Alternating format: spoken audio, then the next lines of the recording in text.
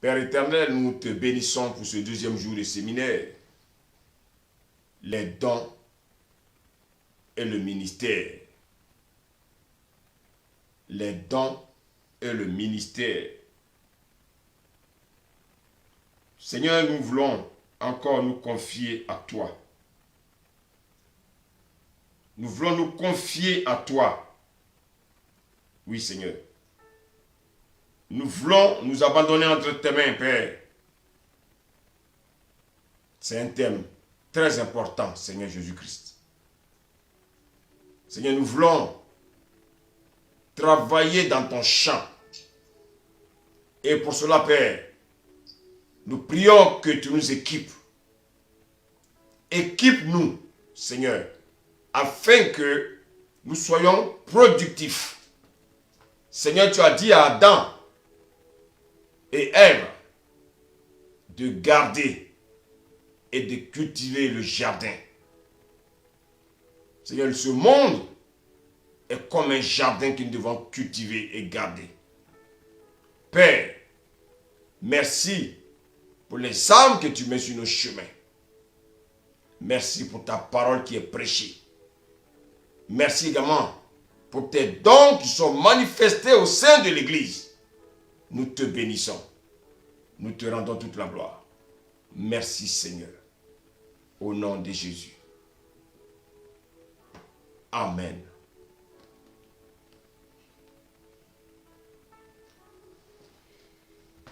Bien-aimés, nous allons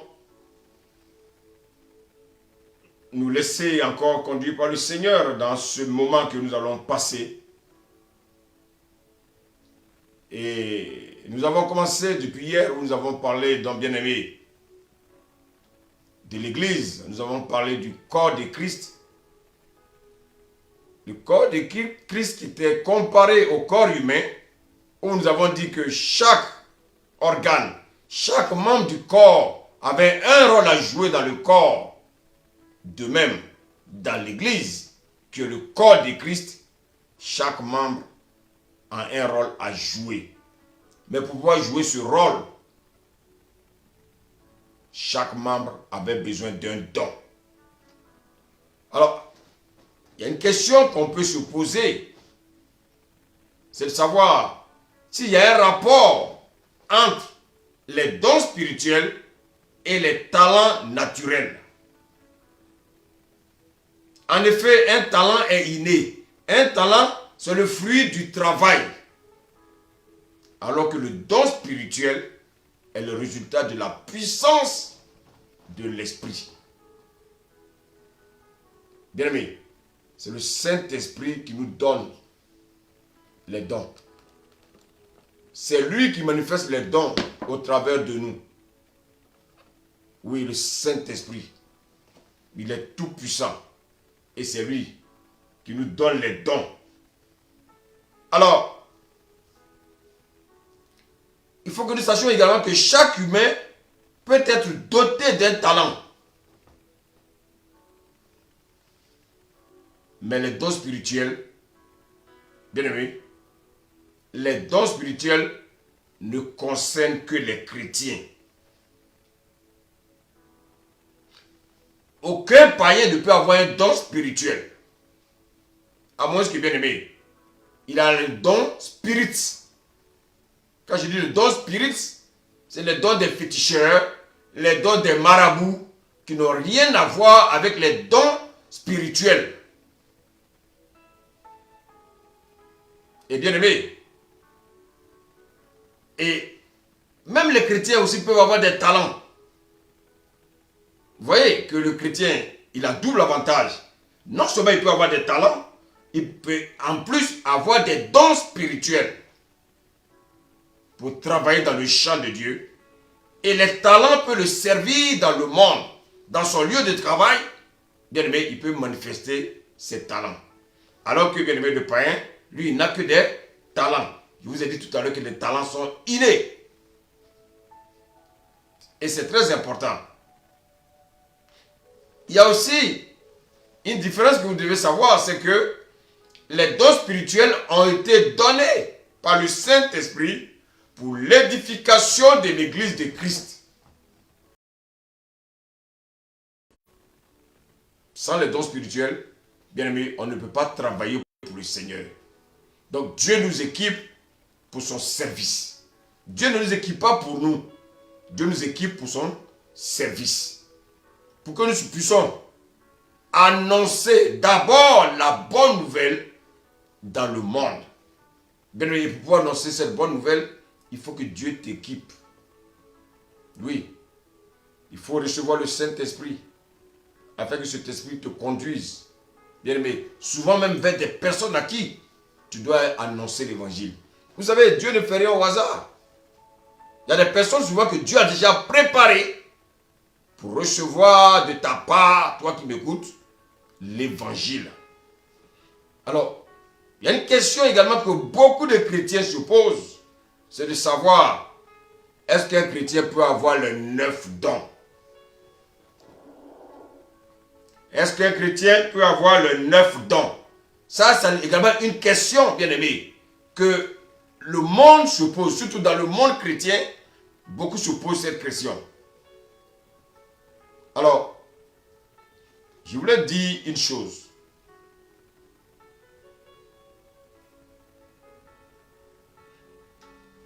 Il faut savoir que dans le livre de 1 Corinthiens 12, verset 7, la Bible dit quoi? Or, à chacun, il a été donné, bien aimé quoi? Il a été donné, bien aimé, un don pour l'utilité commune. Ça veut dire qu'un chrétien peut avoir déjà au moins un don. À ma connaissance, celui qui nous a démontré, manifesté les 9 dons, je sais que Jésus a manifesté les 9 dons. Je sais aussi que l'apôtre Paul avait beaucoup de dons. Cela signifie quoi? Que Dieu peut donner beaucoup de dons à qui il veut. Il est Dieu, il fait ce qu'il veut. Dieu fait ce qu'il veut. Et c'est pour ça que, bien aimé, nous ne devons pas limiter Dieu. Dieu est puissant. Dieu est capable de te donner des dons, bien aimé, pour réaliser, bien aimé, l'œuvre pour laquelle il t'a appelé sur la terre. Les dons sont variés. Pourquoi? Parce que les enfants de Dieu sont également variés. Notre Dieu n'est pas limité. Mais tout cela, nous devons comprendre une chose, c'est que les dons que Dieu nous donne, ce n'est pas pour nous. Les dons que Dieu nous donne, c'est pour l'utilité commune. C'est pour son église. C'est pour que son église avance. C'est pour ça, bien aimé, nous ne devons pas être égoïstes. Lorsque nous recevons les dons spirituels, nous devons exercer au sein d'une église. C'est pour ça que, bien aimé, il ne faut pas dire, moi je suis à la maison. Non. Tu vas détruire ta vie. Il faut utiliser le don que Dieu t'a donné au service de son église. C'est Dieu qui nous donne. Et c'est pour ça aussi qu'il ne faut pas commettre l'erreur de bâtir un ministère, bien aimé, en t'appuyant sur le don que Dieu t'a donné. Je m'explique.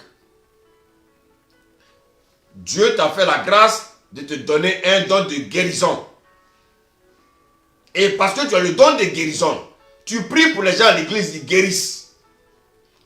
Tu visites même les hôpitaux, les gens guérissent.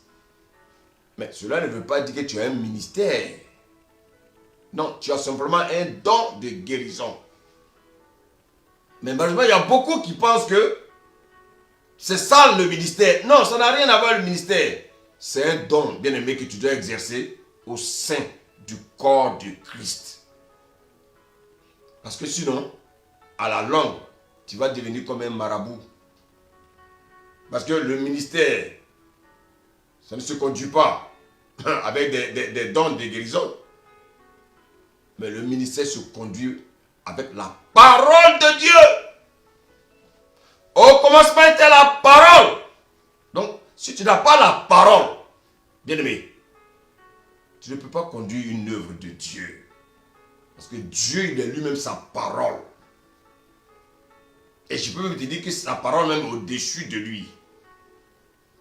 Bien-aimé. Donc en fait, le don spirituel, il accompagne le don du ministère pour confirmer, bien-aimé, la parole que le ministre de Dieu va prêcher. Et c'est pour ça que, bien-aimé, nous ne devons pas confondre les choses. Ce n'est pas parce que j'ai un don de révélation, bien-aimé, que tout de suite, je suis prophète. Non. Alors je vais me bâtir une petite cabane, et puis bon, mais je prends ma femme, je prends mes enfants, je prends des amis, j'ai dit bon, commençons. Non, frère, le ministère, ça brûle. Parce que lorsque tu es appelé au ministère, bien-aimé, tu vas travailler pour le Seigneur. Quand tu es derrière la chair, tu ne dois pas servir Dieu avec ta chair. Je crois que nous nous comprenons. Quand on est derrière la chair qu'on prêche, on ne prêche pas avec la chair, mais on prêche avec l'Esprit de Dieu. Et c'est pour ça qu'il ne faut pas confondre les choses. Bien-aimé. Et malheureusement, beaucoup ont confondu les choses. Et à un certain moment de leur vie, ils se rendent compte qu'il y a des blocages partout.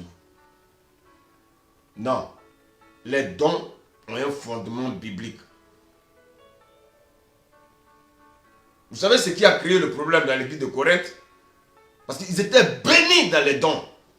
Mais chacun utilisait les dons comme il veut. Non. Les dons s'utilisent dans l'ordre. Les Corinthiens pourraient arriver dans un marché et ils voyaient des gens. Oh, toi tu as tel esprit. Oh, tu as l'esprit de Python. Oh, tu as l'esprit de sorcellerie. Oh, non. Il a fallu que Paul vienne les recadrer. Parce que bien aimé, ici, c'est pour aller dans la rue pour dire aux gens qui sont sorciers. Mais la rue est bondée de sorciers. Le Seigneur n'a pas besoin qu'on dise aux gens qui sont sorciers. Le Seigneur a besoin qu'on dise aux gens de venir à lui. Parce que bien aimé, tous ceux qui sont dans le monde sont malades. Donc ils ont besoin de venir dans la présence de Dieu pour que Dieu leur apporte la guérison. C'est ça, nous, notre rôle. Mais les Corinthiens, ils faisaient un peu le désordre. Bien aimé. Ils faisaient trop de désordre. Et c'est en ça que le Seigneur vraiment a envoyé Paul pour les interpeller. Les dons, bien aimés, se manifestent dans les mesures de la parole de Dieu. Et c'est pour ça que même si vous avez les dons, il faut faire très très attention. Vous savez, il y a un danger d'avoir les dons spirituels. Parce qu'en fait, ces dons-là ne vous appartiennent pas. C'est comme, bien aimé, si une personne vous confie ses richesses. Mais si il vous confie ses richesses, c'est de prendre soin de ses richesses. Une personne qui te confie sa maison et qui voyage, bien mais certes, tu dors dans cette maison, mais tu dois prendre soin de cette maison. Vous savez, lorsque nous avons le don, il y a une première chose que nous devons avoir, c'est l'humilité. Le don n'est pas pour nous. Le don est pour le Seigneur. Et donc quand Dieu nous donne le don, nous devons bien l'utiliser avec humilité. Vous savez, à cause des dons, il y a beaucoup qui sont tombés dans l'orgueil. Ils sont tombés dans l'orgueil. Il y en a pour aller prier pour des gens. Ils vont demander l'argent. Comment tu peux aller prier pour des gens et demander de l'argent? Ça veut dire quoi? Le don que Dieu t'a donné, tu le vends. Non, faites attention. C'est l'humilité qui fera que Dieu nous fera grandir. C'est l'humilité qui fera que Dieu nous fasse grandir. Mais bien, mais ce n'est pas parce que nous valons quelque chose. Nous ne valons rien du tout sans Dieu. Nous avons de la valeur, bien aimé, à cause de Dieu. Regardez, la Bible nous dit que dans Marc 11, lorsque Jésus rentrait à Jérusalem, la Bible dit qu'il était assis sur un ânon. Mais regardez bien, la Bible dit, les femmes avaient mis des morceaux de pagne qui avaient l'image un peu belle d'un tapis rouge. Et la Bible dit que Jésus était assis sur l'ânon. Et l'ânon marchait sur les pagnes. L'ânon marchait sur le bien-aimé, le tapis rouge. Mais en fait, qui a honoré? Jésus est assis sur nous en tant que serviteur. Donc vous voyez que Jésus nous honore parce que c'est nous qui marchons sur le tapis rouge. Mais Jésus est doublement honoré parce qu'il est assis sur nous et en même temps, nous le portons, bien aimé, pour marcher sur le tapis rouge. Si nous sommes humbles, c'est le Seigneur lui-même qui va nous élever. Et c'est pour ça que, bien aimé, nous devons faire très très attention lorsque nous servons le Seigneur. Soyons humbles. Le Seigneur dit qu'il ne donne pas sa gloire à un homme. Soyons humbles lorsque nous servons le Seigneur. Donc le premier principe, bien aimé, pour manifester les dons de Dieu, les dons spirituels, c'est l'humilité. Le deuxième principe des dons spirituels, bien aimé, c'est quoi? La Bible dit de rechercher quelque chose de fort. Je ne sais pas si JC est là. JC, tu peux me lire 1 Corinthiens 14, verset 1, s'il te plaît.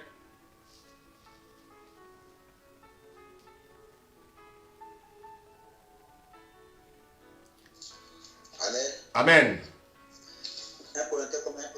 1 Corinthiens 14, verset 1. Ok, je lis la parole. 1 Corinthiens 14, verset 1. Recherchez la charité.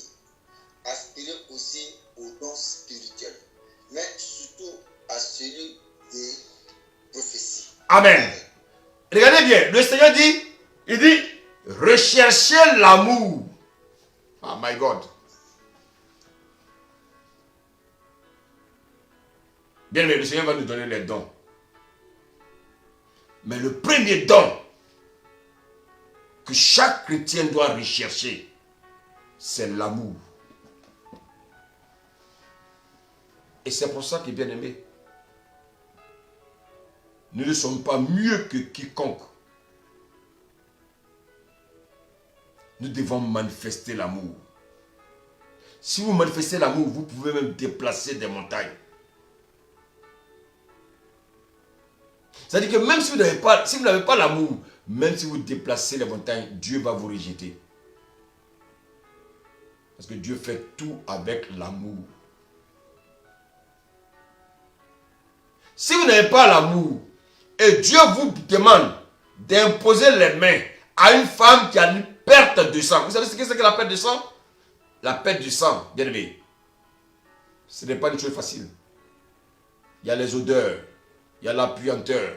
Si vous n'avez pas l'amour, et Dieu vous dit, bien aimé, d'imposer les mains, quelqu'un qui a l'ulcère sur son corps, comment vous allez faire? En général, les pasteurs, vous ne portez pas des gants. Alors, quelqu'un qui a un ulcère sur son corps, quelqu'un qui a la gale, une gale suintante sur son corps, et Dieu t'envoie lui imposer les mains pour qu'il guérisse, qu'est-ce que tu vas faire? Et c'est pour ça que, bien aimé, le problème, ce n'est pas d'abord de chercher les dons spirituels, mais la première des choses, bien aimé, nous devons rechercher l'amour. Vous savez, l'amour est un facteur de protection divin. Nous devons rechercher l'amour. Si vous avez l'amour de Dieu, automatiquement vous avez la crainte de Dieu. Et ainsi, les dons qui sont en vous vont grandir. Alors, si tu veux avoir les dons, bien aimé, manifeste l'amour, manifeste l'humilité. Voici le grand secret pour être l'ami du Saint-Esprit. L'amour et l'humilité. Bien aimé, si tu manques d'amour, si tu manques d'humilité, bien aimé, Dieu te fait aujourd'hui l'ouverture afin que tu t'inclines dans sa présence. Et tu lui dis, Seigneur, je veux manifester l'amour, je veux manifester l'humilité. Père, ce soir, je voulais prier pour moi-même, pour mon frère et pour ma soeur. Seigneur, afin que nous recherchons tous l'amour, que nous recherchons tous l'humilité. Seigneur, nous voulons grandir avec toi. Père, nous ne voulons pas être rejetés après t'avoir servi dans l'orgueil. Seigneur, préserve-nous de l'orgueil. Préserve-nous de l'orgueil. Préserve-moi de l'orgueil. Préserve mon frère, ma soeur de l'orgueil.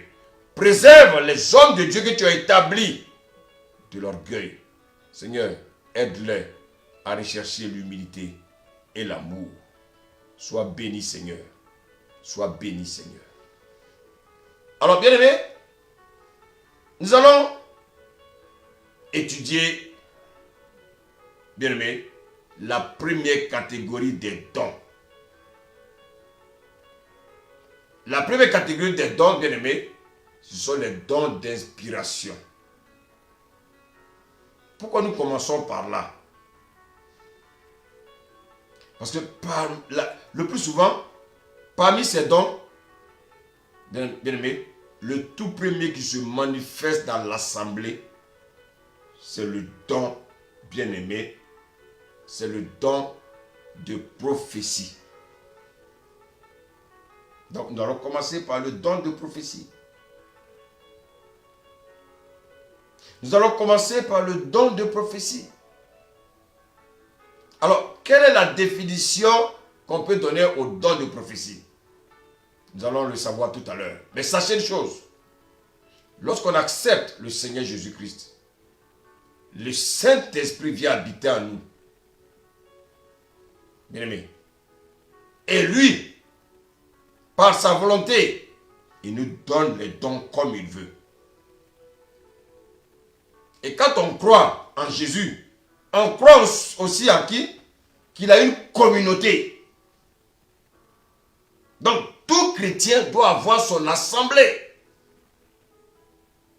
Tout chrétien, bien aimé, doit avoir un père spirituel.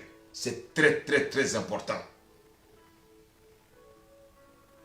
Bien aimé, ce ne sont pas des choses que nous disons en l'air. Parce que notre Dieu est un Dieu d'ordre. Imaginez-vous si dans une église, il n'y a pas une personne à la tête. Chacun viendra faire ce qu'il veut. Or, notre Dieu n'est pas un Dieu de désordre. Notre Dieu est un Dieu d'ordre.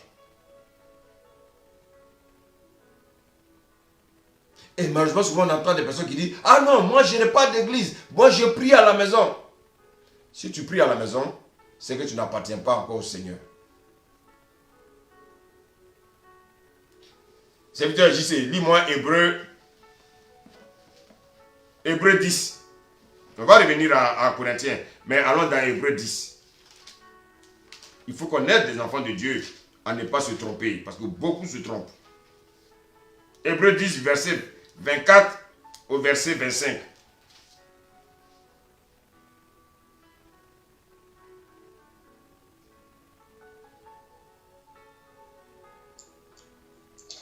Amen. Hébreu 10, verset 24 à 25.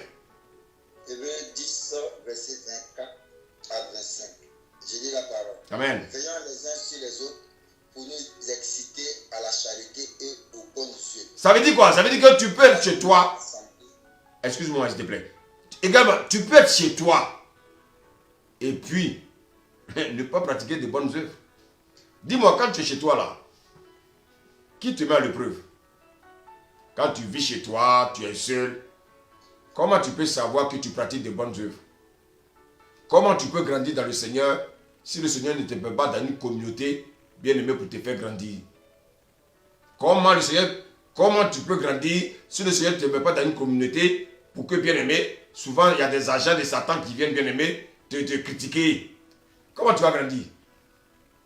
Comment tu vas grandir si en toi il y a encore la colère, si tu vis seul chez toi? Comment tu vas savoir que la colère peut guérir? Et c'est pour ça que, bien aimé, Dieu nous met toujours dans une assemblée, dans un corps. Écoutez-moi bien. Est-ce que ma bouche peut se détacher de mon corps pour dire oui, il appartient au corps humain? Ce n'est pas possible. Est-ce que mes yeux peuvent sortir de l'orbite et puis dire qu'ils appartiennent à mon corps? Ce n'est pas possible. Il devient un singleton. Or, un singleton, il part à la perdition. Est-ce que moi je peux marcher sans mes pieds? Si je n'ai pas de pieds, bien aimé, c'est que, bien aimé, Si mes pieds se mettent à l'écart de mon corps, c'est que bien aimé, mes pieds n'appartiennent pas à mon corps. Donc un chrétien qui dit, moi j'ai pris à la maison, comment tu vas manifester les dons? Avec les cafards dans la maison. Tu vas manifester les dons avec qui? Avec les photos qui sont dans ta maison. Tu vas manifester les dons comment? Avec les fauteuils. Soyons de bon sens chrétiens. Notre Dieu est très sage. Et c'est pour ça que Dieu nous demande d'avoir une assemblée. Continue la lecture, serviteur. Verset 25. N'abandonnons pas notre assemblée, comme c'est la coutume de quelques-uns, mais exhortons-nous réciproquement, et cela d'autant plus que vous voyez s'approcher le jour. Amen. Donc vous voyez que si tu as un frère, tu ne vois pas venir à l'église un jour, 2 jours, bien aimé, il faut l'appeler. Parce que tu ne sais pas quel problème il a. Il faut persévérer, bien aimé. Peut-être qu'il n'est pas mûr comme toi. Et c'est pour ça que la Bible dit que les forts soutiennent les faibles. Il y en a qui ne sont pas forts. On voit peut-être la forme. Ils ont peut-être la forme bien aimée de Goliath. Mais ils ne sont pas forts. Ils sont faibles. Et c'est pour ça que toi, qui as la forme de David, fortifie-le. Afin qu'il comprenne que sa place, c'est dans la présence de Dieu. C'est dans la présence de Dieu. Mais malheureusement, beaucoup, qu'est-ce qu'ils font? Ils commettent cette erreur de s'éloigner de la maison de Dieu. On ne s'éloigne pas de la maison de Dieu. Parce que, oui, tel frère m'a dit ceci. On ne s'éloigne pas de la maison de Dieu. Oui, parce que le pasteur est trop dur. Non, mais au contraire, si le pasteur est dur dans la parole, ça veut dire que tu as ta place là. Mais attends, tu veux un pasteur qui est plaisantin? Non. Il faut un pasteur qui prêche la parole. Bien aimé. Il dit, n'abandonnons pas. Ça veut dire quoi? Notre assemblée. Mais vous croyez que quand Dieu écrit la Bible là, vous croyez qu'il a écrit ça au hasard? Non, c'est parce que c'est important. Il ne faut pas abandonner son assemblée. Il ne faut pas abandonner son assemblée. C'est important. Parce que quand tu auras les dons, tu vas les manifester où? Devant ta télévision? Mais non, Dieu t'a donné les dons pour son assemblée. Il y a des enfants de Dieu dans l'assemblée qui ont besoin de ce don-là, bien aimé, pour pouvoir grandir. Et toi, tu dis, non, moi j'ai pris à la maison. Non, moi je suis devant Internet. Bien aimé, tu es en train de te tuer. Tu es dans un mélange. Tu ne sais même pas ce que tu écoutes à l'Internet. Malheureusement, beaucoup ont écouté les messages à l'Internet et aujourd'hui, ils sont totalement perdus parce qu'ils ne savent même pas ce que c'est que la parole de Dieu. Ils mélangent tout. Même si le Seigneur t'a donné le don, il ne te l'a pas donné pour toi. La Bible dit quoi? C'est pour l'utilité commune. Alors, je vais te poser la question. Donc, les dons spirituels là, tu vas les manifester devant les païens. Mais non! Lis la Bible. Dieu ne donne pas les dons pour qu'on aille les manifester chez les païens. Et c'est ce que les Corinthiens, c'est l'erreur que les Corinthiens ont commis. Et c'est pour ça que Dieu rectifie le tir. Le bras a besoin du doigt. Le bras a besoin de l'orteil. Et c'est pour ça qu'il est bien aimé, il faut qu'on fasse très très attention. On commet beaucoup d'erreurs. Il ne faut pas commettre les erreurs. Bien aimé. Dieu te donne un don de prophétie. Mais si tu restes à la maison, tu vas prophétiser sur qui? Sur qui? Sur tes enfants. Mais ce n'est pas de ça que Dieu parle. Dieu dit qu'il t'a donné le don pour son assemblée. Il t'a donné le don pour l'église. Et nous sommes dans l'assemblée. Parce que c'est au travers des épreuves qu'on grandit avec le Seigneur. Et c'est très important. Jésus lui-même, il a été choqué en Israël. Mais Jésus n'a jamais quitté ses disciples. Il y a Paul qui l'a régné. Pardon, Pierre qui l'a régné. Mais Jésus ne l'a jamais chassé. Et déjà, pour clore, bien aimé, ces parenthèses, je voulais qu'on lise le psaume 133, verset 1. Le psaume 133, verset 1.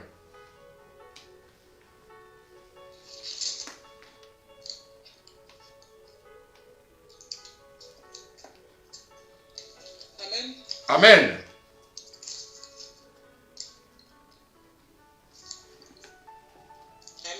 Amen. Ah, je crois que le Seigneur fortifie. J'ai eu peur, j'ai dit, mais j'ai eu peur, je disais, JC est devenue une femme. Bon, mais écoutez. Gloire à Dieu. Merci. Soyez bénis, Madame Dubé. C'est la parole du Seigneur. Amen. Voici, oh, qu'il est agréable, qu'il est doux pour des frères de demeurer ensemble. Mais on va demeurer ensemble où? Est-ce qu'on peut demeurer ensemble, bien-aimés, en étant chacun chez nous? C'est pas possible. Voilà, nous sommes dans un pays où, bien-aimés, les gens n'aiment pas l'évangile. Un pays où, vraiment, bien-aimés, nous sommes distants les uns, malheureusement, les uns des autres.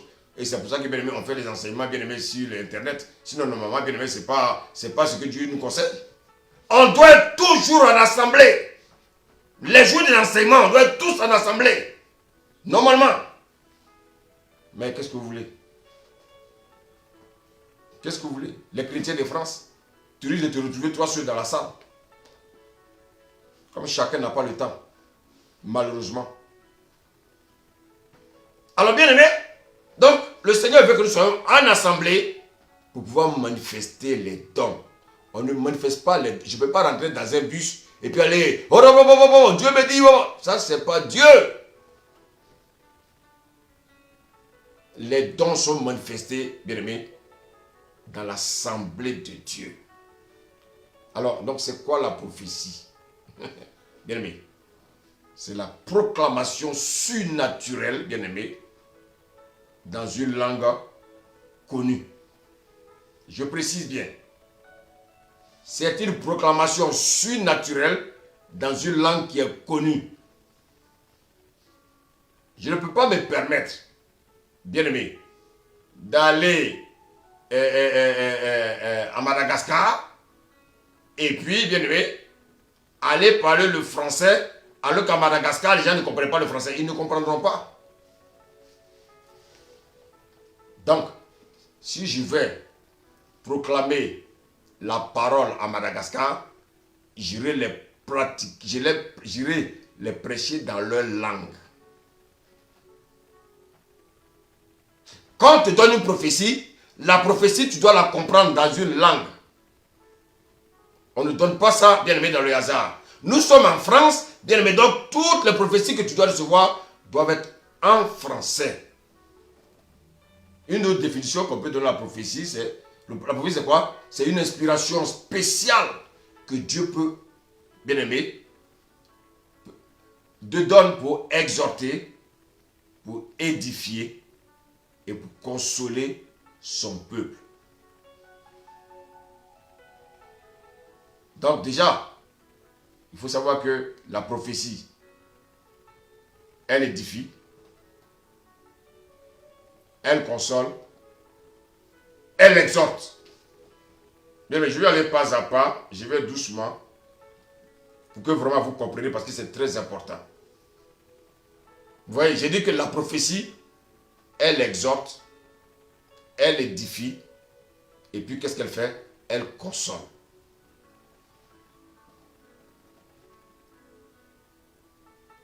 C'est très très important.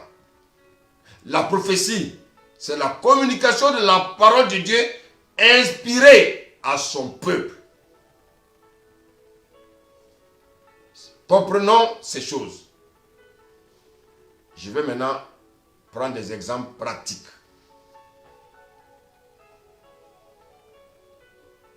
Je vais prendre un exemple terre à terre. Bon. Je viens par exemple vers la servante Loïs. Elle est membre de l'assemblée. Et Dieu veut parler au travers d'elle ce matin. En fait, Dieu a choisi le canal de Loïs pour parler à son peuple. Comment ça se passe? D'abord, l'onction arrive sur elle. L'onction descend sur elle. Il faudrait que vous compreniez une chose. Il y a ce qu'on appelle l'onction, bien-aimé, ça c'est quelque chose de surnaturel, bien-aimé, qui descend sur nous pour exercer quelque chose de précis. Donc, l'onction descend sur elle. Donc, ça veut dire quoi? Si l'onction descend sur elle, ça veut dire que Dieu s'investit en elle. Et quand il a investi en elle, il prend toute la place en elle. C'est-à-dire que elle ne domine rien. Elle est accaparée par l'Esprit de Dieu. Il communie en elle, bien-aimé, sa nature, sa personne et sa puissance. Il communique en elle sa force et sa présence. Et c'est pour ça que, bien-aimé, souvent, lorsque l'Esprit descend sur certaines personnes, on sent qu'elles ne sont plus la même personne. Donc, Loïs est saisi par l'Esprit. Elle ne s'appartient plus. Elle est sous l'inspiration de Dieu. Elle est sous la sensibilité de l'Esprit de Dieu. C'est-à-dire, Dieu parle au travers de Loïs comme si Loïs était devenu Dieu. Donc, elle va parler maintenant comme si c'était Dieu qui parlait. Mais, si Dieu s'est investi en elle, qu'elle veut donner une prophétie, ça sera à quel temps? Bien-aimé, suivons bien l'enseignement, vraiment pour ne pas que les gens vous trompent dans les rues là-bas. Vous savez, il y a tellement de personnes qui prêchent sur la prophétie. Et c'est pour ça que quand quelqu'un va vous donner une prophétie, vraiment, vous aurez le discernement de savoir. Alors donc, oui, elle a été investie par l'Esprit. Mais si elle a été investie par l'Esprit, ça veut dire qu'elle est devenue Dieu pour la circonstance. Elle va parler à quel temps? À la première personne du singulier. Donc quand elle va donner le message, elle va dire je. Elle ne dira pas il ou elle. Non, non, non.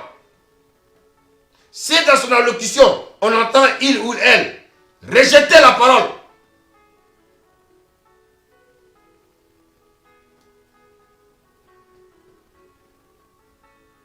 Rejetez la parole. Écoutez, Dieu ne parle pas à la troisième personne du singulier. Dieu se personnalise, il est Dieu. Et celui qui a le discernement bien-aimé, c'est pour ça qu'il y a un don bien-aimé que chacun de vous doit prier pour avoir. C'est le don de discernement.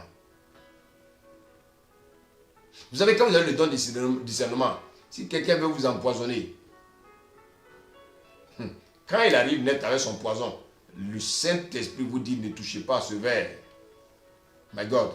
Les chrétiens ont une puissance, mais ils ne savent pas qu'ils ont une puissance.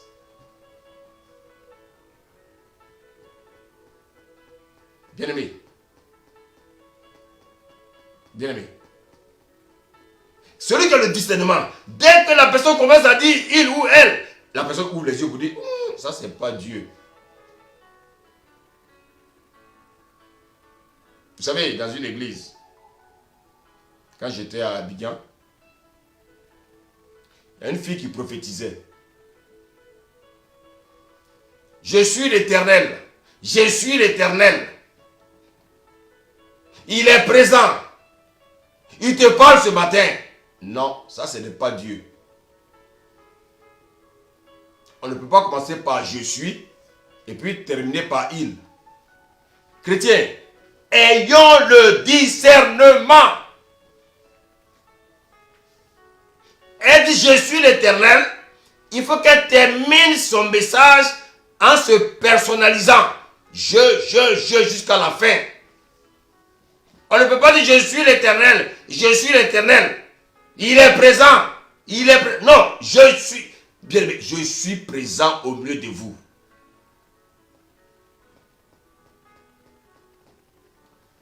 Maintenant, écoutez.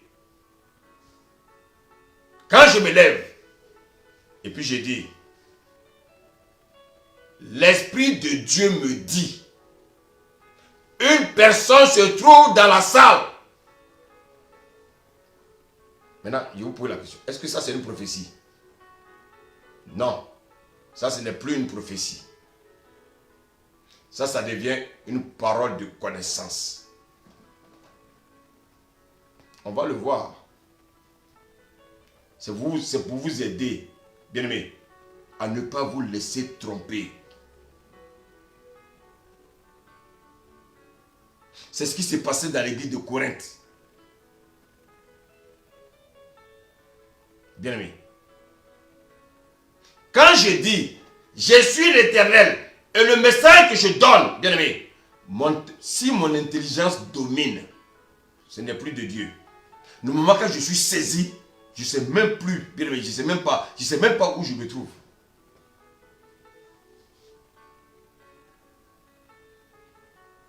Et c'est pour ça que, bien-aimés, une prophétie vient, il faut la juger, il faut l'analyser.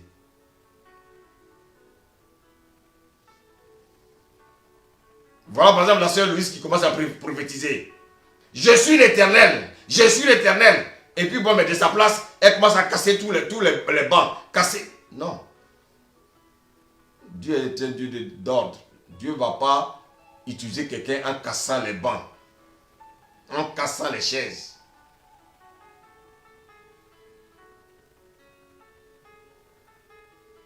Ou bien quelqu'un qui va prophétiser. Tu entends, comme s'il y avait du piment qui l'a brûlé dans sa bouche. Ah, frère, Dieu est un Dieu qui est simple. Dieu veut parler. Parle.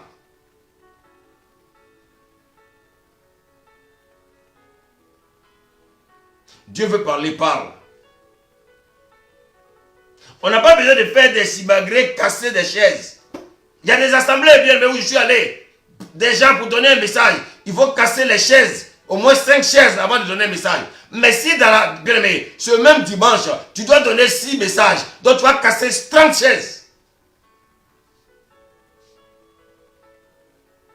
Vous voulez prophétiser, l'esprit vous saisit, levez-vous tranquillement et donnez le message.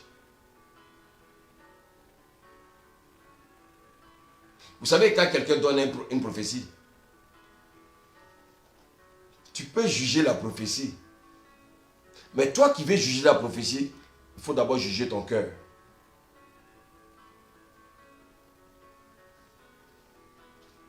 Si tu as un mauvais cœur, tu ne peux pas juger la prophétie. Parce que si la prophétie ne t'arrange pas, qu'est-ce que tu vas faire?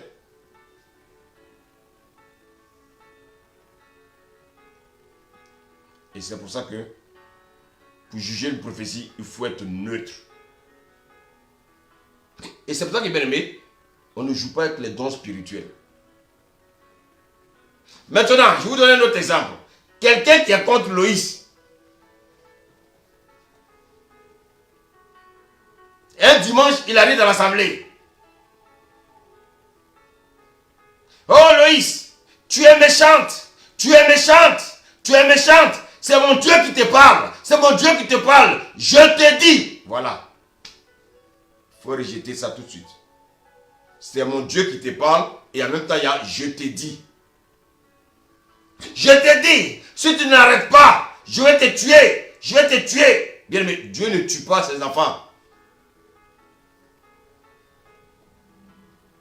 On n'a pas besoin de ça. On ne prophétise pas sur une émotion humaine. Non. On ne prophétise pas sous l'effet de la haine. Ça tue. Dieu ne vient pas pour tuer les gens. Dieu vient pour sauver les gens.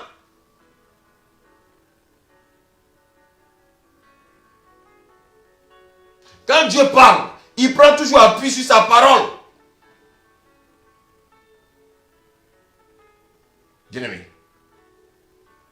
Regardez, je vous donne un exemple. Regardez Jésus. Quand il a rencontré la femme samaritaine, il a dit, où est ton mari? Elle a dit tout ça. Ça n'a rien à voir avec une prophétie.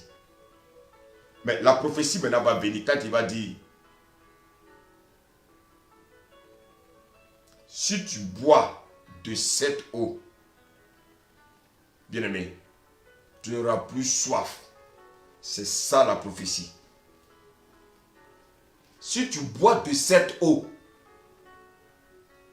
tu n'auras plus soif. La prophétie, quand elle vient pour exhorter, elle vient pour consoler et elle vient, bien aimé. Pourquoi? Donc, exhorter, consoler, et puis, qu'est-ce qu'elle fait? Elle édifie. Merci. Donc, bien aimé, si quelqu'un... Et c'est pour ça qu'il faut être calme. Ne vous précipitez pas. Il y a une prophétie qui vient. Regardez ce que Jésus dit. Il dit, si tu bois de cette eau, tu n'auras plus soif. Donc, en fait, c'est une parole d'encouragement. C'est une parole d'exhortation. Vous voyez que ça n'a rien à voir avec tu as combien de maris? Non. Quand tu as combien de maris? Elle va dire oui, j'ai 5 maris. Jésus va lui dire, même le 6e n'est pas ton mari. Ça, ce n'est pas une prophétie. Ça, on va le voir plus tard. Écoutez-moi bien. Une prophétie, elle te fait découvrir des choses en même temps. Elle te donne un enseignement et elle t'encourage par rapport à ta situation. Par rapport à ta situation. Bien aimé. C'est comme quelqu'un qui vient te dire, ah, quelqu'un qui vient te donner une prophétie. Ah, Dieu dit tu vas mourir. Dieu dit tu vas mourir. Écoutez-moi bien, il faut rejeter. Dieu, je vous dis, Dieu ne tue pas les gens. Non. Quand Dieu dit, ainsi parle l'Éternel, mon fils, si tu continues à faire telle chose, tu vas mourir. Donc, voyez que Dieu conditionne toujours la prophétie. Elle est conditionnée et la prophétie, Dieu apporte toujours une solution. Donc, si tu n'arrêtes pas de mentir, voilà ce qui va t'arriver. Dieu me dit de te dire que si tu n'arrêtes pas de courir derrière les femmes, tu auras une maladie. Donc, bien aimé, la parole vient pour t'encourager, pour te dire, ah, mon ami, donc ça veut dire quoi? Donc je dois arrêter de courir les femmes. Sinon, voilà une prophétie.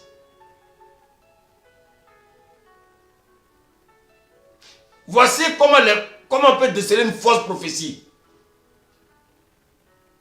Vous savez, en général, les faux prophètes, comme ils savent que les hommes sont charnels, ils savent que les hommes aiment les choses de la terre, quand ils viennent donner des prophéties, leurs prophéties sont toujours tirées sur les choses charnelles.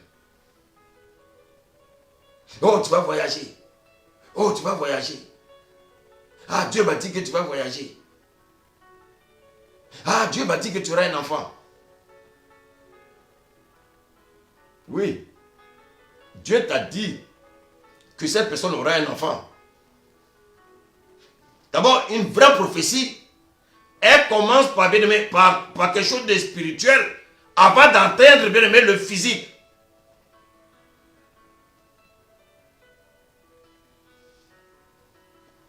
Vous savez, 2 sœurs étaient dans une église. Et il y a une qui a commencé. Cet homme de Dieu, c'est mon serviteur. C'est mon serviteur. Je l'ai béni. Je l'ai béni. Il est mon seul. Il est mon seul. Oui, je l'aime. Oui, je l'aime. Bien-aimé, écoutez bien. Quand elle finit, il y a une autre qui prend. C'est mon fils bien-aimé. C'est mon fils bien-aimé. C'est mon fils bien-aimé. Vous savez ce qu'on fait? Ces deux-là, vous les prenez, vous leur imposez les mains pour les délivrer de l'esprit qui les fatigue. Il faut les délivrer de l'esprit qui les fatigue. Vous les conduisez à la délivrance. Bien-aimé, voici un autre exemple encore. Je me promène dans la rue et à Paris 17e, je vois la sœur Loïs assise à l'arrêt d'un bus. Et elle assise avec une personne avec laquelle ils sont en train d'échanger. Et le dimanche, j'arrive à l'église. Ma fille Loïs, ma fille Loïs, ma fille Loïs, attention, attention, je suis l'Éternel, je suis l'Éternel. Ma fille, tu vis dans l'implicité. Ma fille, tu vis dans l'implicité. Ma fille, tu vis dans l'immoralité. Réponds-toi, réponds-toi. Non, on ne prend pas les événements du dehors pour venir dans la maison de Dieu.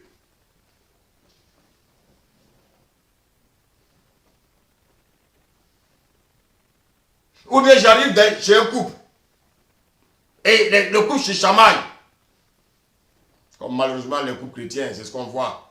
Quand on arrive dans les maisons des chrétiens, les couples chrétiens, au lieu d'arriver bien aimés avec la joie, mais il y a toujours, ils vont se chamailler. Que le Seigneur vous préserve de ça, vous qui m'écoutez. Vous arrivez chez le couple, ils commencent à faire des histoires. Et toi, tu es assis là. Tu enregistres tout. Et puis le dimanche, tu viens à l'église. Je suis l'Éternel. Je suis l'Éternel. Je vais frapper. Je vais frapper. Je vais frapper. Ma fille Loïs. Oui, toi et ton mari. Je vais frapper. Ma fille Loïs. Dieu ne frappe pas le couple. Si dans un couple, les gens ne sont pas disciplinés, Dieu les rappelle à l'ordre.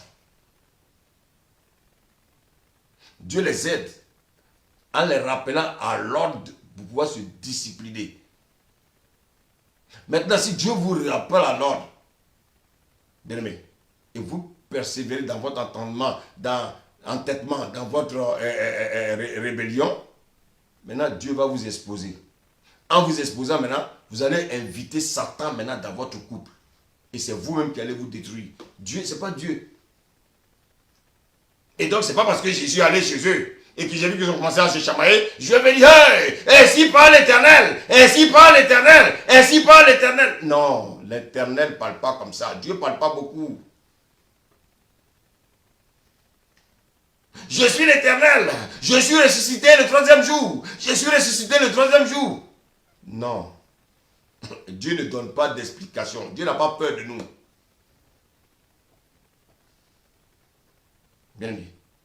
Dieu n'a pas peur de nous. Dieu n'a pas dit qu'il est l'Éternel, il est ressuscité le 3e jour. Dieu ne dit pas des choses comme ça. Dieu ne donne pas d'explication. Quand Dieu veut parler, il parle.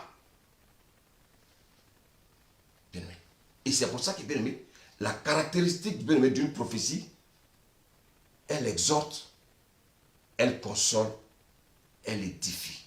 Si, il y a aussi l'enseignement, elle enseigne, elle instruit. Maintenant, je prends un exemple. Moi, je prophétise. Le serviteur Victor prophétise. Il n'y a pas de problème. Mais ce n'est pas parce que je prophétise que je suis obligatoirement un prophète. Je peux être un prophète et prophétiser, mais ce n'est pas le don de prophète en fait qui fait de moi un prophète. Je reprends. Je peux être bien-aimé, je peux prophétiser. Mais ce n'est pas parce que je prophétise que je suis obligatoirement un prophète. Mais je peux être prophète et prophétiser. Mais ce n'est pas le don de prophétie qui fait de moi un prophète. Non, non, non. C'est parce que je suis prophète, bien-aimé. C'est parce que je suis prophète que, bien-aimé, la prophétie n'est rien qu'une caractéristique de mon ministère de prophète. Sinon, quelqu'un peut être dans l'assemblée et puis prophétiser, mais il n'est pas prophète. Donc, vous voyez qu'en fait, le ministère de prophète n'a rien à voir avec la prophétie. Vous savez, avec le prophète, la prophétie se fait à une autre dimension. Quand le prophète prêche là, il prophétise. Quand vous voyez un apôtre en train de prêcher, il faut bien l'écouter. Pendant qu'il prêche là, il prophétise.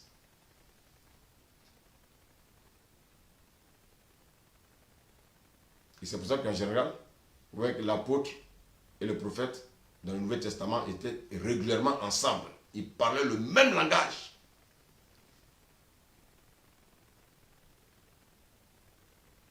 Parce qu'ils ont un rôle d'édificateur. C'est très très important. C'est très très important. Pendant que le prophète est en train de prêcher, il prêche, il prêche, il prêche. Et pendant qu'il prêche, tu as l'impression qu'il te regarde. Mais c'est ton problème, il est en train de te parler comme ça. Mais tu as l'impression qu'il parle à toute l'assemblée. Mais il te parle à toi. Pourquoi? C'est bien lui. C'est pas dans l'assemblée qu'il faut venir personnaliser les gens. Oui, Dieu va dire toi, toi. Non, c'est pas. Il faut être sage. Dieu a besoin qu'on soit sage aussi. Un prophète, il est sage. Oh, Dieu m'a montré. Dieu m'a montré. Oh, le numéro de téléphone de quelqu'un, c'est 0626. Ça, c'est un sorcier. C'est les sorciers qui font ça. Est-ce que Dieu est un devin? Dieu n'est pas un devin. Est-ce que vous avez déjà vu dans la Bible où les Paul ont prophétisé on donne des paroles, on donne des numéros de téléphone, des numéros, les dates de naissance des gens? Non. Pourquoi vous tombez dans ce piège? Dieu n'a rien à faire pour venir parler de la date de naissance de quelqu'un? Non. Le prophète, pendant qu'il est en train de prêcher, bien aimé, le message qui sort là, il est en train de régler ton problème comme ça. Et c'est pour ça qu'il faut être très attentif quand on vient bien aimé dans la présence de Dieu. Il faut éviter la distraction. Mais lui-même, il ne sait même pas qu'il est en train de parler de ton problème. Dieu est souverain. Il y a des messages que nous donnons, nous ne savons même pas. Dieu parle à quelqu'un, mais souvent Dieu ne nous dit pas. Il y a des moments Dieu nous dit. Il y a des moments Dieu ne nous dit pas. Ça sort seulement. Bien aimé. Et le prophète, il prophétise, bien aimé, sa prophétie a une autre dimension. Pourquoi? À cause de son ministère de prophète. Vous voyez qu'en fait, ce n'est pas parce qu'il est prophète qu'il prophétise. Non. Ce n'est pas parce qu'il est prophète qu'il prophétise. La prophétie est une caractéristique du ministère du prophète. Il y a un autre problème également que le Seigneur va régler. Très souvent dans les églises, quelqu'un commence à prophétiser. Vous savez, la Bible nous dit de juger les prophéties. Il faut éviter, il faut discerner pour éviter, bien aimé, souvent des dérapages. La Bible nous dit que l'esprit des prophètes est soumis aux prophètes. Je donne un exemple. Il y a quelqu'un qui prophétise, et puis il y a une autre personne qui commence à chanter. Ça fait désordre. Ça fait désordre. Donc il faut qu'il y ait au moins un se taise et puis l'autre continue. C'est ça, l'esprit du prophète est soumis au prophète. Et c'est pour ça que notre Dieu est un Dieu d'ordre. C'est comme par exemple, vous allez au tribunal et le juge arrive, il ne vous écoute pas, il vous dit, allez, suivez-moi, allez en prison. Non. Donc, celui qui veut chanter, et c'est la personne qui doit prophétiser, ça se fait dans l'ordre. Le prophète finit, et puis si tu veux chanter, tu chantes. Donc, on écoute les deux. S'il y a 2 personnes également qui veulent prophétiser, 3 personnes qui veulent prophétiser, ça se fait dans l'ordre. Parce que imaginez-vous, si on écoute les 3 prophéties, on ne retiendra rien. Notre Dieu est un Dieu d'ordre. Bien-aimé, notre Dieu est un Dieu d'ordre. Il ne faut pas que nous fassions, bien aimé, les choses dans le désordre.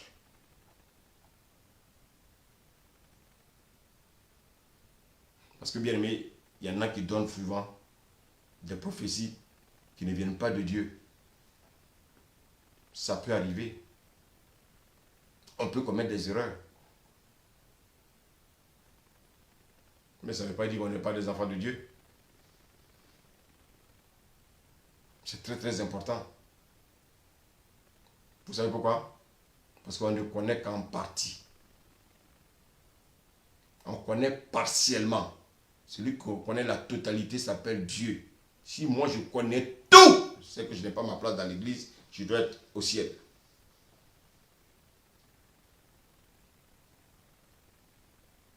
Regardez bien dans Acte 16. Quand Paul et Silas sont arrivés à Césarée, il y avait une femme qui les suivait partout. Oh, ceux-ci sont des serviteurs de Dieu. Oh, ceux-ci sont des serviteurs de Dieu. Oh, ceux-ci sont des serviteurs de Dieu. Ce qu'elle dit, ce n'est pas faux. Mais elle le faisait à elle son avantage. Parce qu'en disant que ce sont des serviteurs de Dieu, quand ils vont partir, les gens vont continuer à aller l'écouter. Je pense qu'on va lire ça, ce passage-là. C'est Libé, Acte 16, verset 16, s'il te plaît.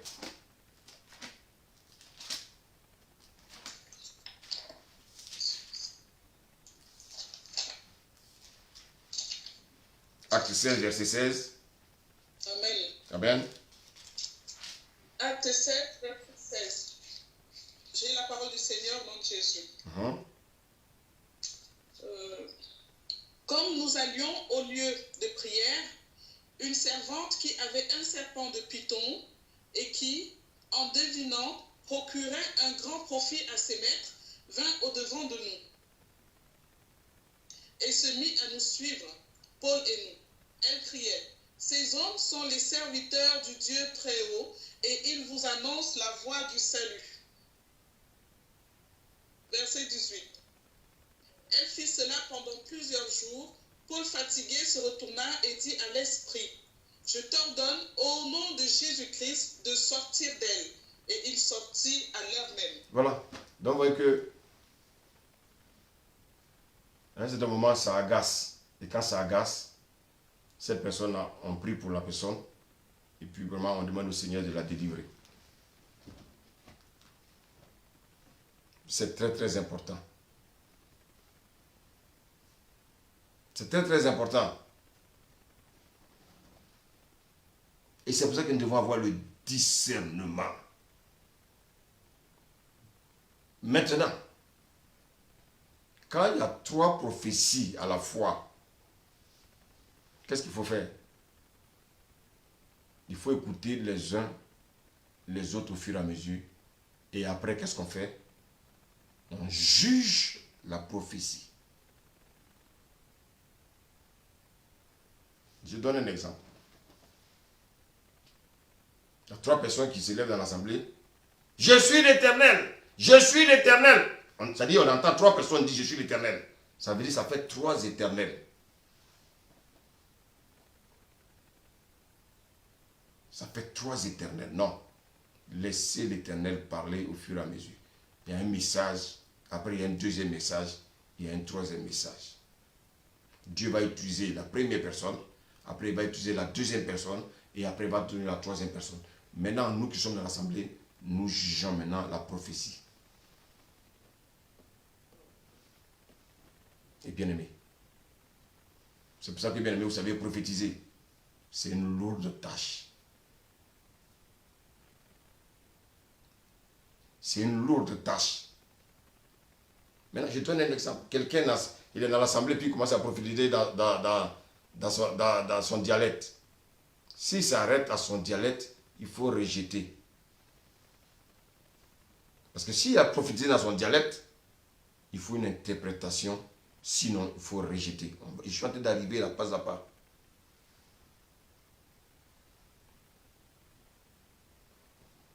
Maintenant, vous savez, quand le Seigneur nous donne un don de prophétie, il faut que nous ayons une bouche sanctifiée. Il ne faut pas que ta bouche soit sanctifiée le dimanche, et puis dans la semaine, tu passes ton temps à dire des méchancetés. Tu vas polluer ton don. L'homme qui prophétise doit garder sa langue en bride. Il faut éviter de dire des injures. Il faut éviter de dire des méchancetés. Sinon, il y a des prophéties. Quand tu vas les donner, ça ne viendra pas de Dieu. Le diable va profiter pour te faire, bien-aimé, dire des choses qui n'ont rien à voir avec la parole de Dieu. Tu ne peux pas proférer toute la semaine de la haine, de la méchanceté, et puis dimanche venir prophétiser la parole de Dieu. Ce n'est pas possible. Ce n'est pas possible. Nous avons fini avec la prophétie. Je vais terminer avec la manifestation des langues. Vous savez, c'est vendredi, on va prendre Ézéchiel 3, versets 4 à 6.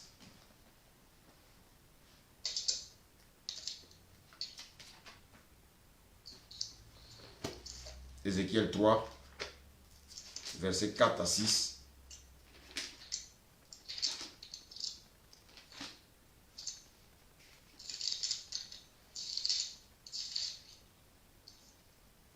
Amen. Amen. J'ai la parole du Seigneur, Amen. Jésus. Ézéchiel 3, verset 4. Il me dit, Fils de l'homme, va vers la maison d'Israël et dis-leur mes paroles. Car ce n'est point vers un peuple ayant un langage obscur, une langue inintelligible, que tu es envoyé. C'est à la maison d'Israël. Ce n'est point vers de nombreux peuples ayant un langage obscur, une langue inintelligible, dont tu ne comprendras pas le discours. Si je t'envoyais vers eux, ils t'écouteraient. Alléluia. Regardez bien. Le Seigneur va nous aider ce soir. Vous savez, dans les dons, il y a ce qu'on appelle également le don des langues. C'est Dieu qui est à l'origine du don des langues. On appelle ça encore la diversité des langues. Dieu n'envoie pas Ézéchiel, bien-aimé, vers un peuple, bien-aimé, qui a un langage obscur. Ça veut dire quoi? Dieu envoie Ézéchiel vers le peuple d'Israël. Ça veut dire quoi? Ça veut dire que le langage que Ézéchiel va utiliser est compris par le peuple.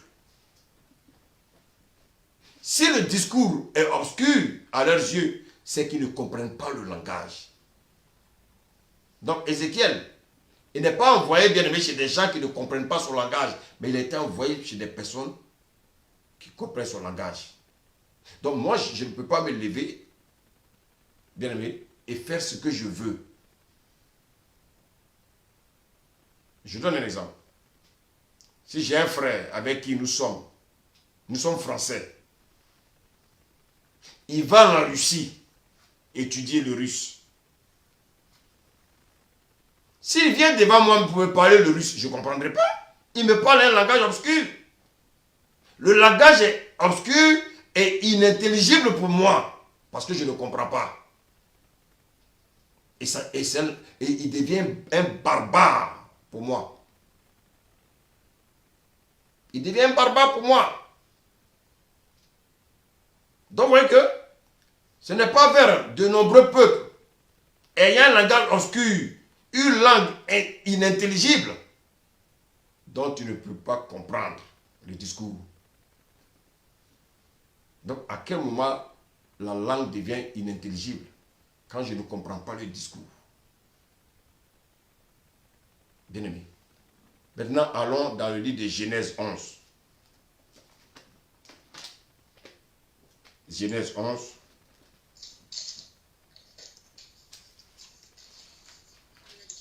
Amen.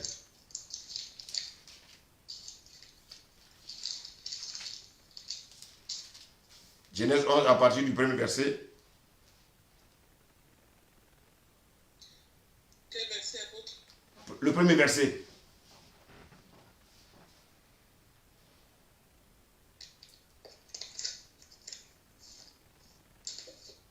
Genèse 11, le verset 1. Amen.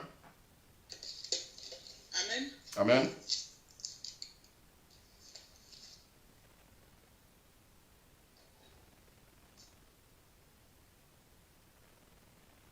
Amen. Amen. On t'écoute, hein? Vas-y. Vous m'entendez?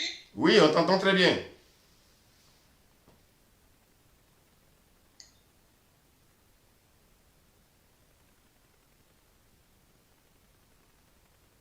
On t'entend très bien. Amen.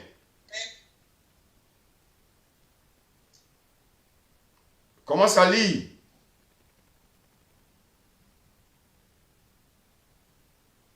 Est-ce que quelqu'un peut ouvrir son micro là, s'il vous plaît, et lire le passage? Je crois qu'on doit avoir un problème de connexion. Est-ce que tu nous entends? Quel passage? Verset 1? Oui. Amen. Toute la terre avait une seule langue et les mêmes mots. Comme ils étaient partis de l'Orient, ils trouvèrent une plaine au pays de Shinéar et ils y habitèrent. Ils se dirent l'un à l'autre: allons, faisons des briques et cuisons-les au feu. Et la brique leur servit de pierre et le bitume leur servit de ciment. Verset 4.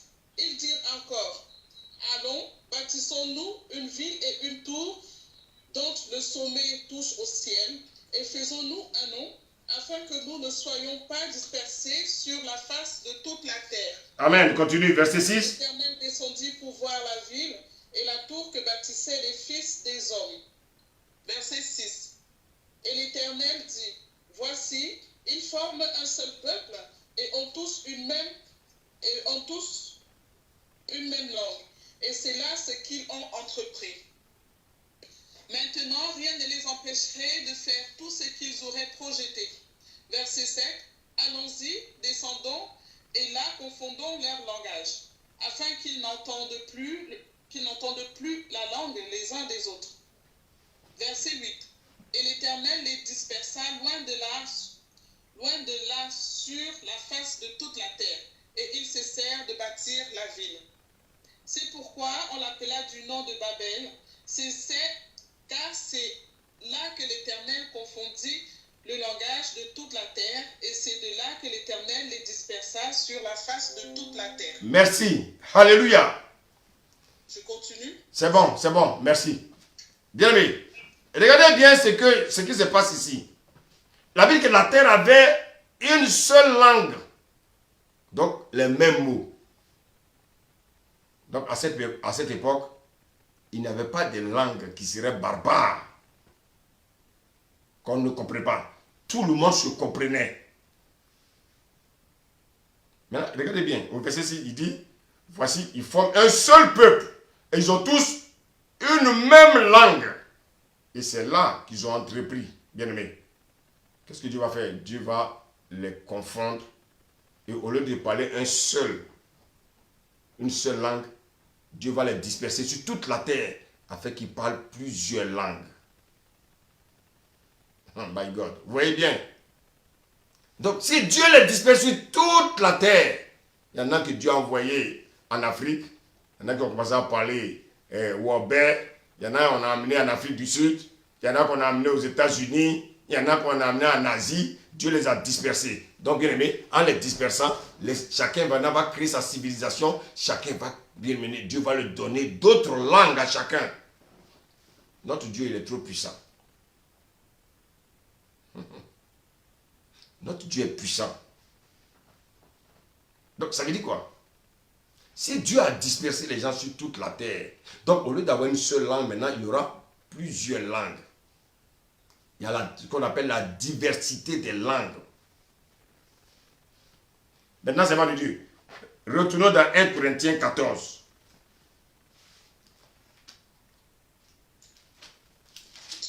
1 Corinthiens 14, on va lire à partir du verset 9.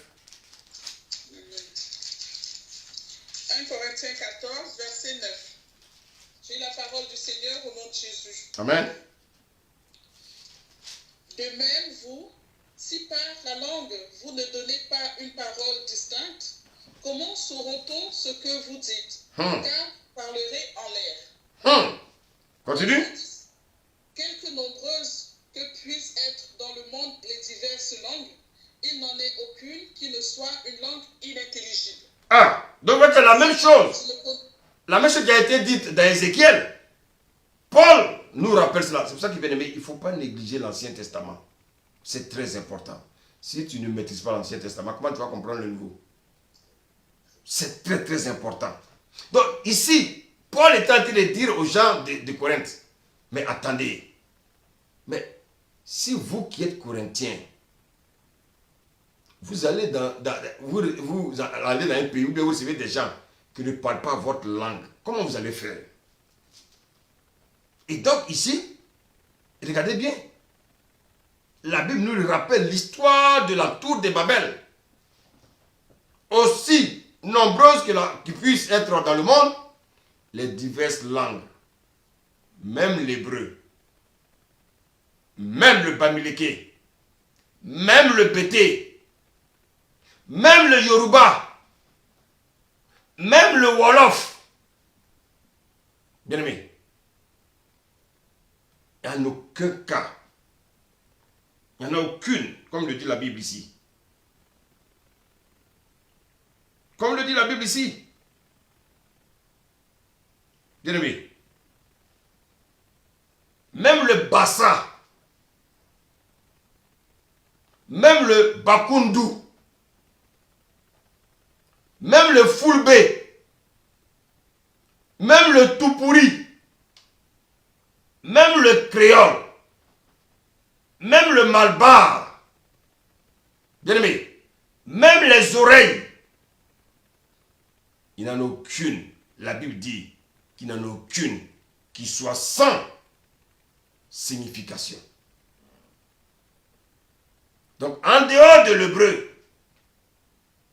que parlait Ézéchiel et toute langue qui peut exister sur la terre,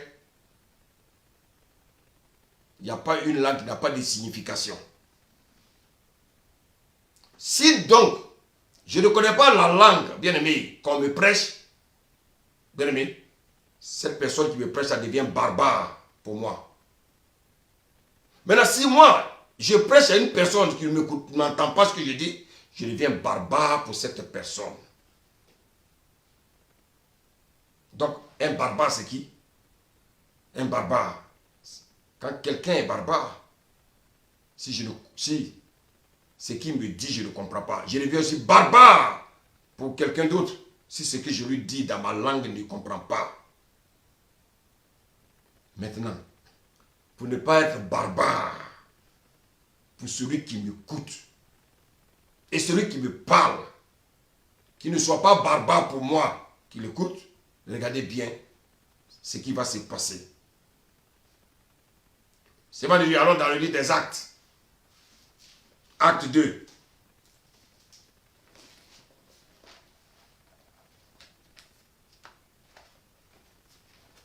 Acte 2, verset 1.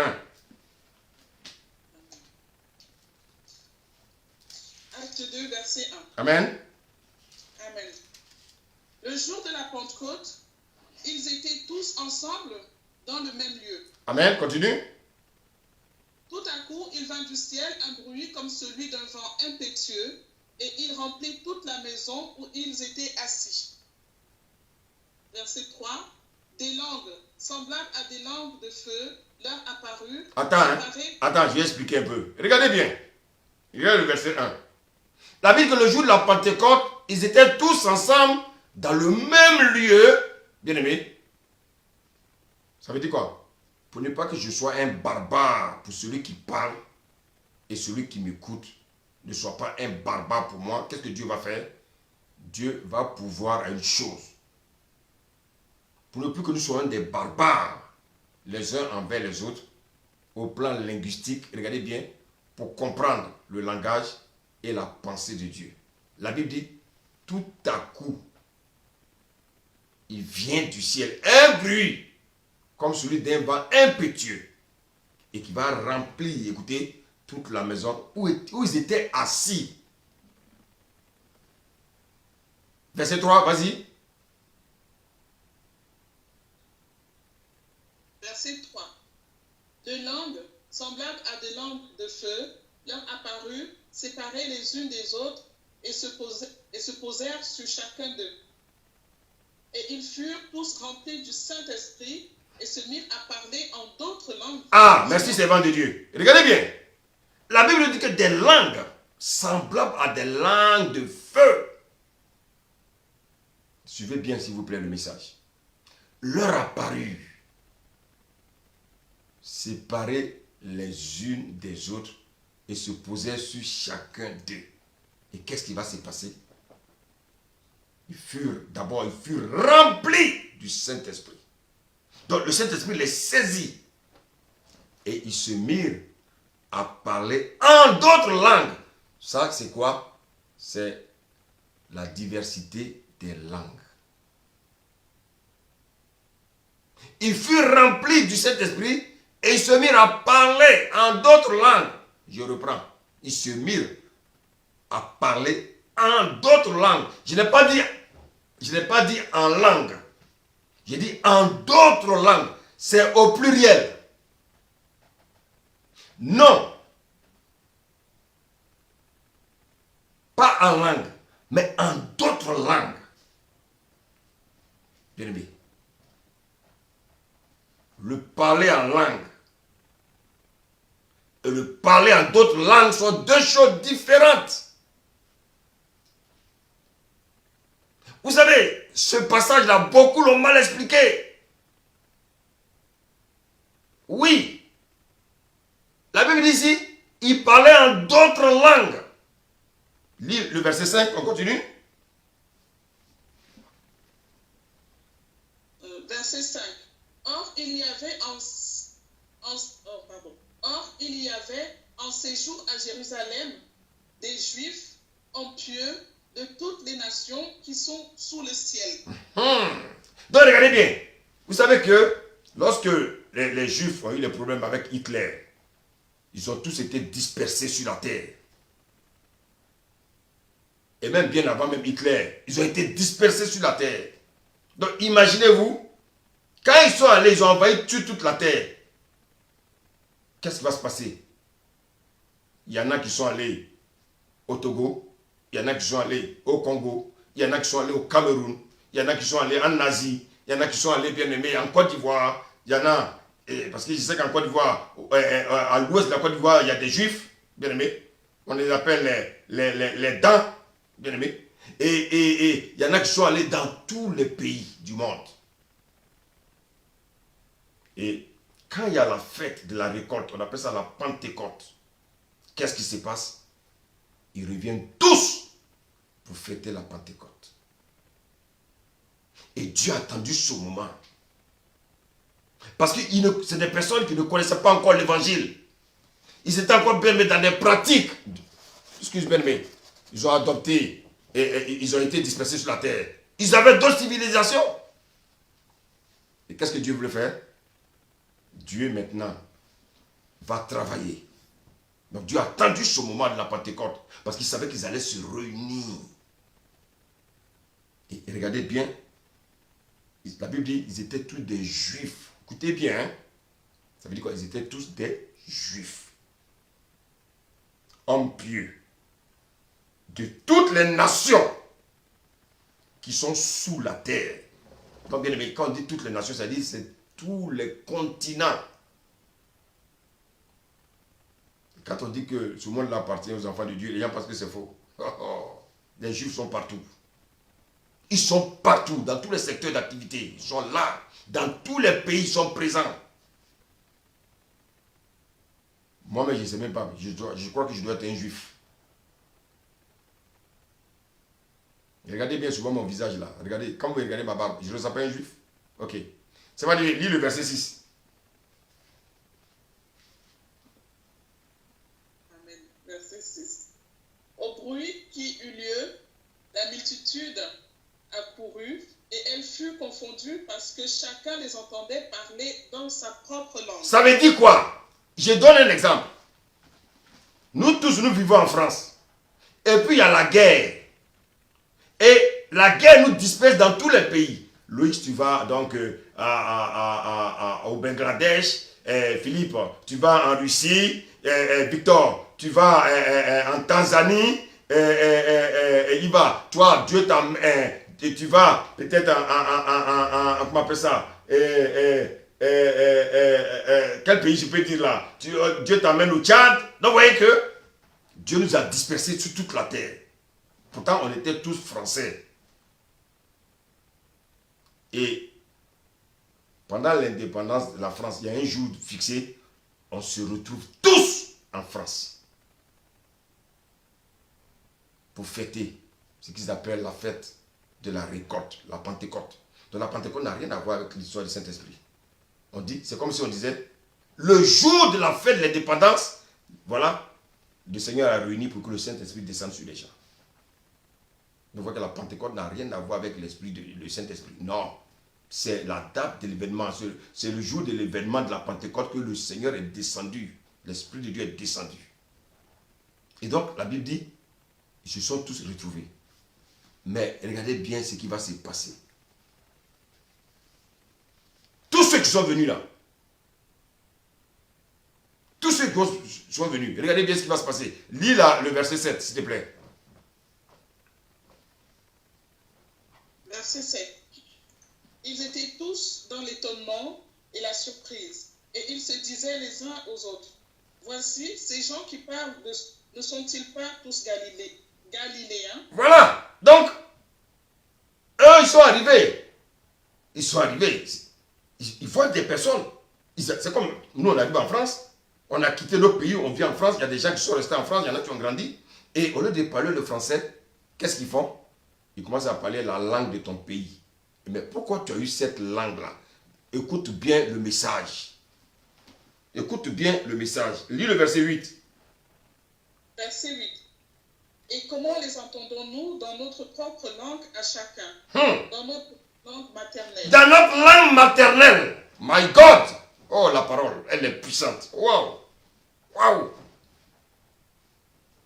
Ils étaient tous dans l'étonnement. Mais pourquoi ils étaient étonnés? Ils étaient surpris. Parce qu'ils entendaient les gens parler dans leur langue. Ça veut dire quoi? On dit dans quelle langue? À chacun dans leur langue maternelle.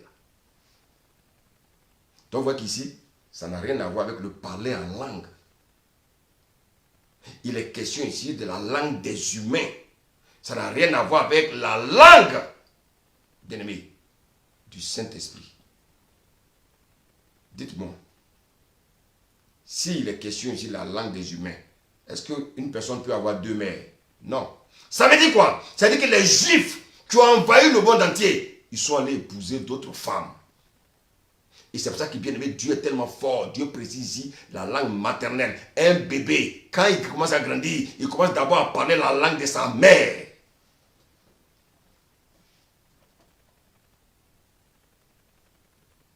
Ils ont commencé à parler leur ethnie. Bien aimé, ils ont commencé à parler leur ethnie. Et qui sont ceux-là? C'était les 120 disciples qui ont persévéré dans la chambre haute. Ils se sont mis à parler en d'autres langues, c'est-à-dire la diversité des langues qui n'a rien à voir avec le parler en langue. Selon que l'Esprit leur donnait de s'exprimer. Donc ici, ce n'est pas le parler en langue que les 120 parlaient. Les 120 parlaient les langues des Juifs de la diaspora.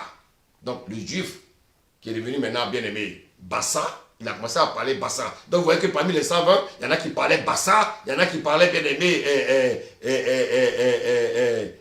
comment on appelle ça, Bamileke, il y en a qui parlaient Bété, il y en a qui parlaient bien aimé Réunionnais, il y en a qui parlaient la langue de la Guyane, il y en a qui parlaient la langue d'Asie, toutes les langues. Et donc les gens étaient surpris. Ils disent, ah, mais comment? Ceux-là ne sont pas galiléens, mais ceux-là ne sont pas français. Mais comment se fait qu'ils commencent à parler le bêté? C'est ça la diversité des langues.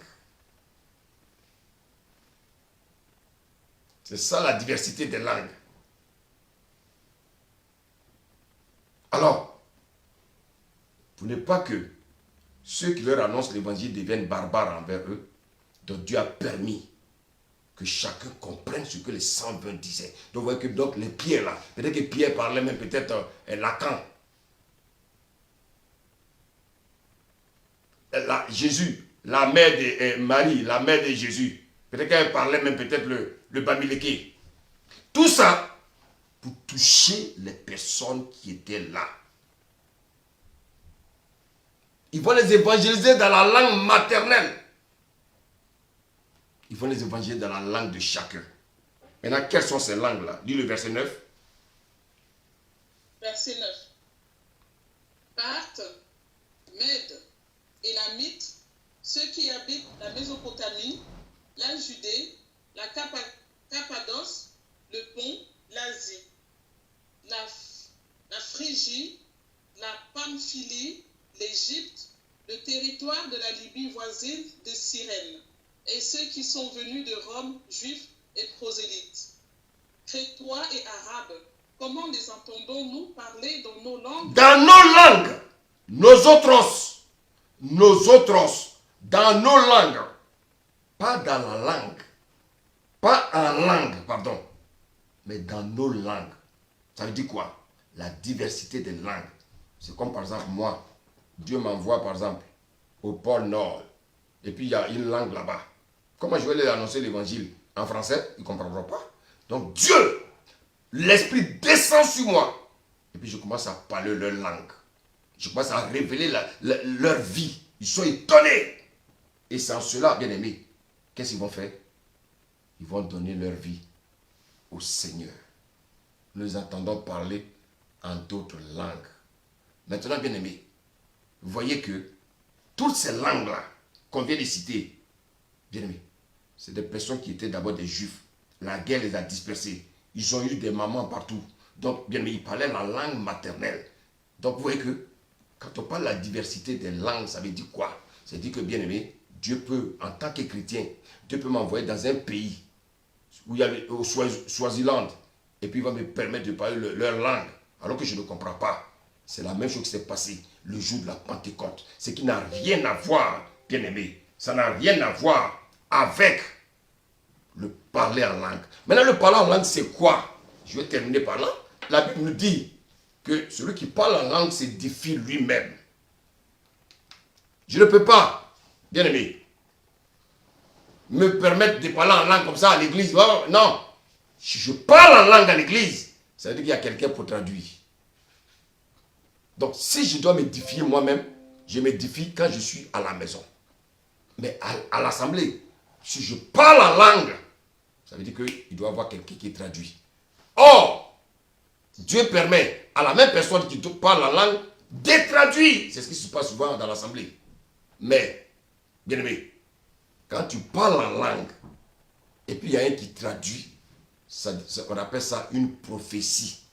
Donc si je parle en langue dans l'assemblée, et puis il n'y a personne qui les traduit, Dieu dit de me taire. Donc si je parle en langue, il doit y avoir une traduction. S'il n'y a pas de traduction, je me tais. Maintenant pour m'édifier chez moi à la maison, je peux passer mon temps à prier en langue. Prier en langue. Je peux prier en langue. Je peux prier en langue. Mais à l'assemblée, quand je parle en langue, est-ce que les gens me comprennent? Donc ça devient une langue barbare. Donc bien aimé, qu'est-ce que je dois faire? Si je parle en langue, il faut qu'il y ait une traduction. S'il n'y a pas de traduction, s'il n'y a pas d'interprétation, que je me taise. Que le Seigneur vous bénisse. Amen.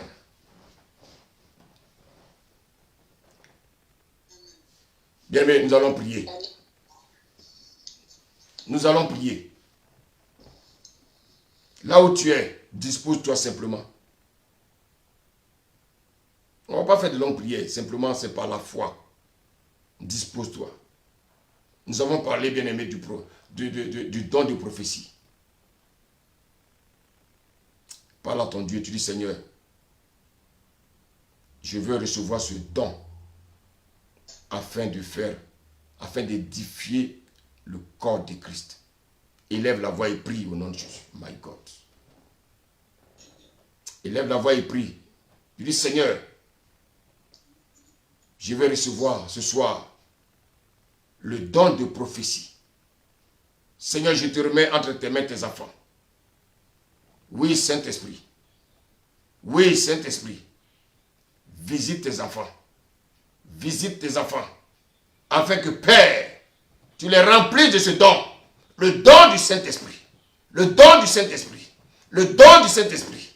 Recevez, recevez, recevez le don du Saint-Esprit. Recevez, recevez le don du Saint-Esprit. L'Esprit de Dieu vous visite. Il vous visite. Il vous visite. Recevez, recevez, recevez, recevez, recevez, recevez, recevez le don de prophétie. Le don de prophétie. Le don de prophétie. Le don de prophétie. L'Esprit de Dieu vous touche. Il vous touche. Il vous touche. Il vous touche. Recevez. Recevez. Recevez. Recevez. Recevez. Bien-aimés, nous avons les yeux fermés, les mains vers le ciel, et nous plaidons afin que le Seigneur nous remplisse. Reçois le don de prophétie. Reçois le don de prophétie. Reçois le don de prophétie. Reçois. Reçois. Reçois. Reçois. L'Esprit de Dieu, il te visite. L'Esprit de Dieu te visite. L'Esprit de Dieu te visite. L'Esprit de Dieu te visite. L'Esprit de Dieu te visite. L'Esprit de Dieu te visite. Reçois. Reçois. Reçois. Reçois. Reçois. Reçois. Reçois. Reçois. Reçois. Reçois. Reçois. Reçois. Reçois. Reçois. Oui, merci Jésus. Merci Jésus pour la visitation. Merci Jésus pour la visitation. Merci Jésus. Merci Jésus. Merci Jésus pour la visitation. Merci Jésus pour la visitation. Recevez, recevez, recevez le don de prophétie. Recevez le don de prophétie. Recevez, recevez, recevez, recevez, recevez. My God.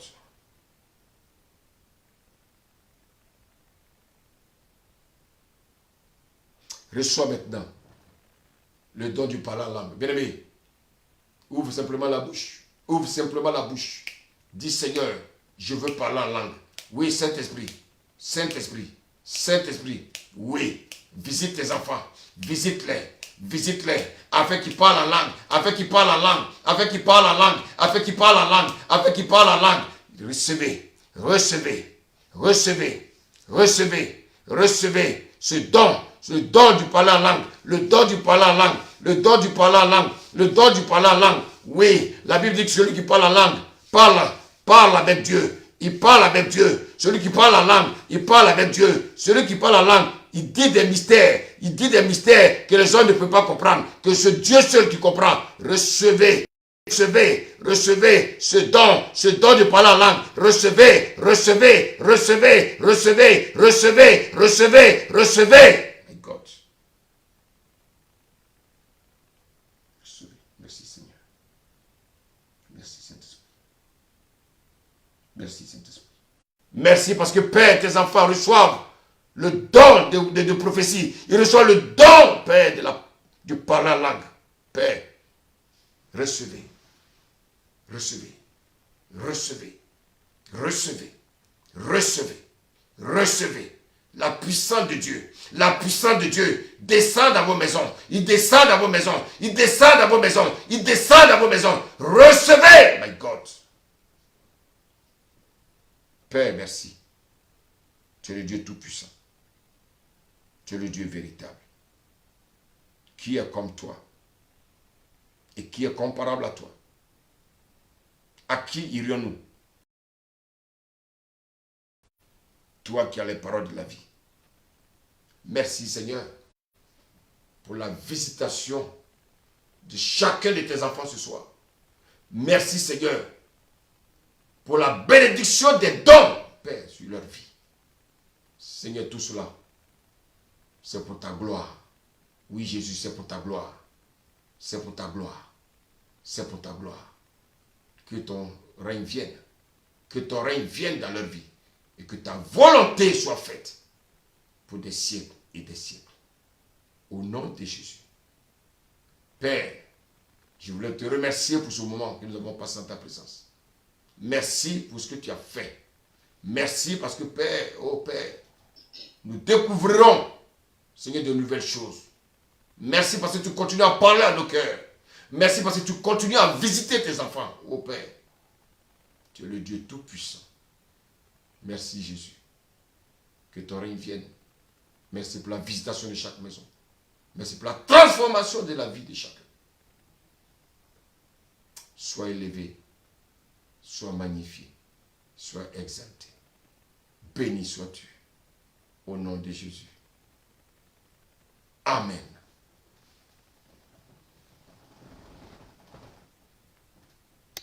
Amen.